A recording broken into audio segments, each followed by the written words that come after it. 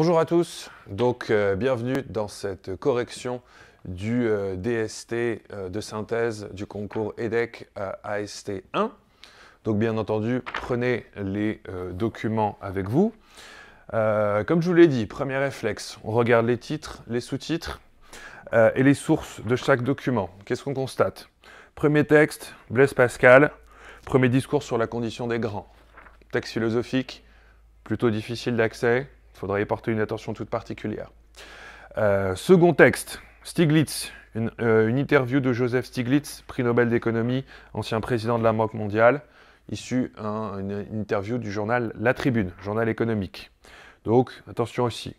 Texte 3, Déclaration universelle des droits de l'homme et du citoyen. Texte relativement convenu, assez facile d'accès. Normal, hein, c'était fait pour que n'importe qui puisse le comprendre.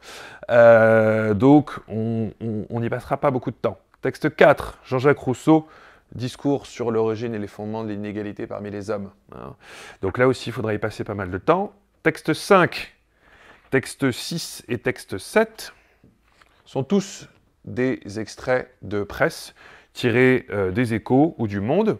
Donc là, vous pouvez vous dire que ça va être un petit peu plus facile et que ce sera plutôt illustratif et que ce ne sera pas sur le fond. Donc comme vous le savez, pour cette épreuve EDEC, hein, on ne vous donne pas directement la thématique. Mais si on regarde les titres, les sous-titres, on peut se douter que la thématique du dossier traite des inégalités salariales, plus spécifiquement les inégalités salariales entre grands patrons. Et bien sûr salariés normaux entre guillemets. Puisque si on regarde les textes 5, 6, 7, on voit qu'ils traitent tous des salaires des grands patrons. Et si on regarde les textes 1, 3 et 4, on voit que ça traite des inégalités. Bon. Donc le lien est assez vite fait. Et le texte de Stiglitz, c'est un mélange entre les deux. Bien. Donc prenons les textes dans l'ordre. Hein. Commençons par les analyser pour pouvoir les décomposer. Ensuite, nous pourrons les recomposer dans une synthèse finale. Texte 1, texte de Blaise Pascal. Un élément premier à retenir, la différence que Blaise Pascal effectue entre les grandeurs naturelles et les grandeurs d'établissement. Pour Pascal, il y a deux types, si vous voulez, de grandeurs, les grandeurs naturelles et les grandeurs d'établissement. Les grandeurs naturelles, comme elles portent bien leur nom, sont des grandeurs qui sont indépendantes de toute contingence. Ce sont des grandeurs qui existent par elles-mêmes, qui sont objectives et que n'importe qui peut reconnaître. Il s'agit de la santé, de la force, de l'intelligence, de la beauté, etc. Donc ces grandeurs-là sont objectives, ne dépendent pas de la volonté des hommes. Bon, premièrement. Et elles sont vraies de tout temps. Les grandeurs d'établissement sont au contraire les grandeurs qui sont le fruit de des volontés humaines. Ce sont, si vous voulez, les grandeurs sociales, la richesse, les honneurs, le rang au sein de la société. Tout ce que les hommes ont construit pour pouvoir se différencier les uns des autres en société. Bon, premier point, hein, bien retenir cette différence entre les deux types de grandeur. Bon. Second point important du texte, nous ne devons les grandeurs naturelles qui sont les nôtres qu'au hasard. Le hasard, les contingences, la naissance font que nous sommes plus ou moins élevés dans la société. Et cela n'a rien à voir avec un quelconque ordre naturel ou un quelconque ordre scientifique, voire limite avec un quelconque ordre divin. Dieu permet les choses, nous dit Pascal, c'est tout. Bon. Ce qu'il faut bien comprendre donc de ce texte, c'est que le rang que nous occupons dans la société n'a que peu à voir avec le mérite. Il a énormément à voir avec la naissance et donc énormément à voir avec le hasard. Il ne faut donc pas que nous oublions que notre place dans la société, nous la devons essentiellement au hasard. Second texte, le texte de Stiglitz. Faites bien attention au titre. L'économie américaine est malade des inégalités. Hein, idée centrale du texte de Stiglitz. Les inégalités, non seulement sont injustes socialement et dangereuses politiquement, mais en plus néfastes économiquement. Comme le dit Stiglitz dans ce texte, les Américains ne vont pas pouvoir éternellement consommer à crédit. Des bulles de crédit se sont formées tout simplement parce que les ménages américains n'ont pas les moyens de consommer normalement, entre guillemets, avec leur simple revenu. Donc, les inégalités salariales sont extrêmement dangereuses en ce qui concerne la croissance. Il faut avoir ça en tête par rapport au texte de Stiglitz. Par rapport à ça, bien sûr, Stiglitz propose un certain nombre de solutions. Changement du système fiscal qui encourage trop la spéculation, meilleure répartition des revenus, meilleure régulation du monde de la finance.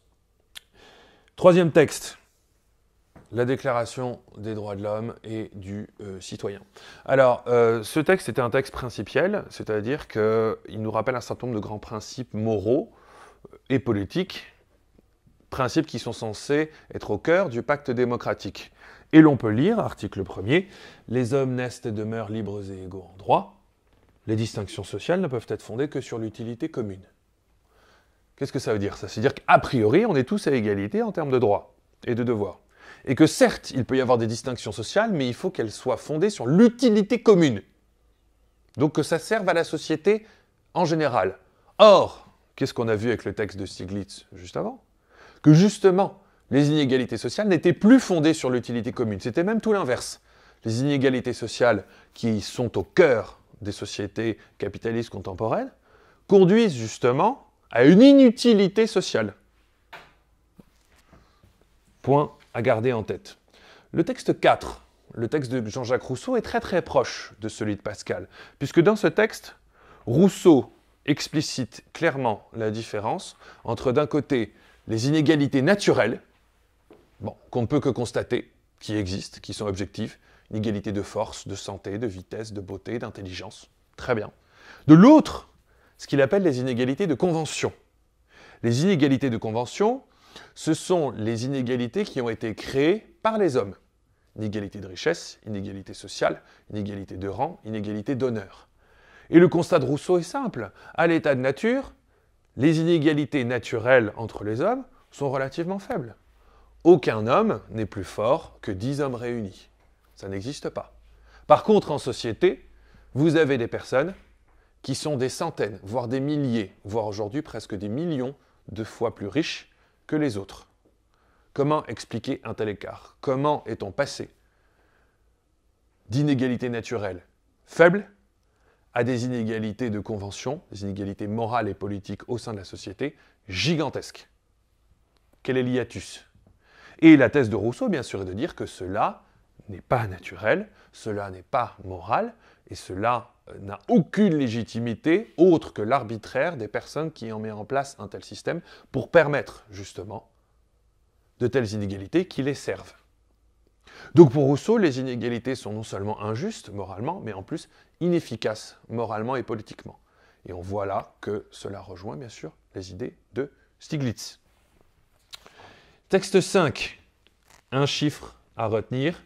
Les grands patrons anglais gagnent en moyenne 148 fois le salaire de leurs employés, avec une rémunération moyenne de 4,96 millions de livres, soit 7 millions d'euros.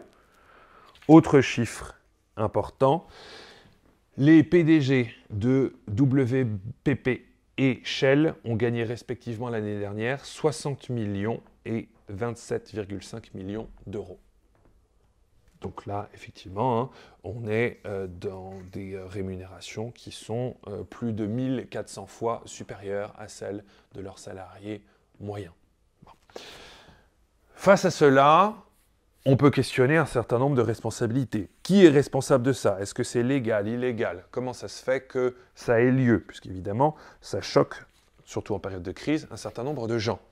Or, le texte 7, qui va de pair... le texte 6, qui va de pair avec le texte 5, nous montre bien que les gens qui sont responsables des grandes entreprises sont avant tout les actionnaires, c'est-à-dire les propriétaires.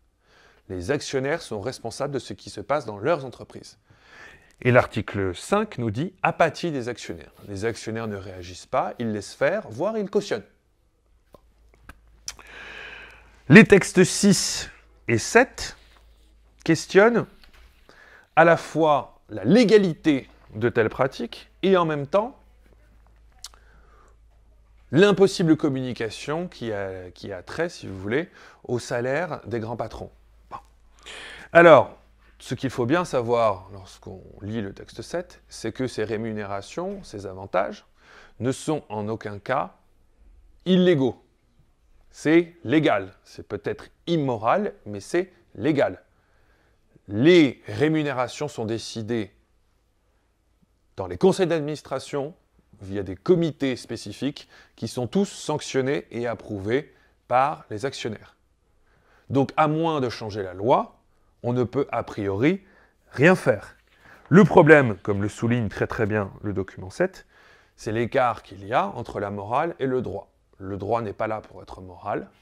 La morale, ce n'est pas le droit ce n'est pas la morale. Donc, mettez bien en exergue cette idée-là. Voilà, grosso modo, les idées principales de ces documents. À vous ensuite de les organiser de façon spécifique. Pour cela, bien sûr, je vous renvoie directement au corrigé que vous trouverez sur notre site en format PDF. Voilà, à très bientôt et j'espère vous voir très vite pour un nouveau stage.